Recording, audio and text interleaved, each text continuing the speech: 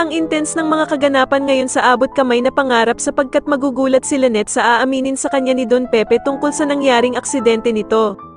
Dito nga ay magigising na si Don Pepe at saktong dadalaw nga si Lynette sa kanya kaya naman ay agad niyang sasabihin kay Lynette na si Zoe ang tumulak sa kanya sa bangin kaya siya na aksidente. Samantala ay agad na makakarating kay Moira ang balita na etong si Doc Carlos nga daw ay may ginawang masama kay Don Pepe kaya nga daw ito nagka-cardiac arrest. Kaya naman ay paaminin ni Moira si Doc Carlos kung totoo nga ba daw ang mga bali-balitang ito sa kanya, subalit gulat na gulat naman si Doc Carlos at hindi nito malaman kung ano ang sasabihin niya. Samantala ay magtatagumpay naman ang pagsusumbong ni Michael kay Doc Carlos tungkol sa pangko-comfort na ginawa ni Lynette kay Doc Robert. Kaya naman ay magagalit si Doc Carlos at agad nga nitong kakausapin si Lynette at sasabihin niya nga dito na hindi naman daw niya kailangan pumunta araw-araw sa prayer vigil dahil sa hindi naman daw siya nito kadugo.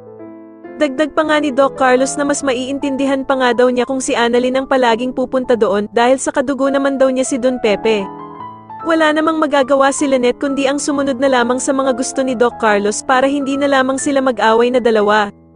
Sa kabilang banda naman ay tuluyan na ngang nagmatch ang mga fingerprints ni Zoe sa mga medical supplies na nakuha ng pulis sa hideout ni Balahaja. Subalit sa kasamaang palad nga ay agad na makakarating din ito sa bruhang si Moira, kaya naman ay gagawa na naman ito ng paraan para malusutan ang problema nilang ito.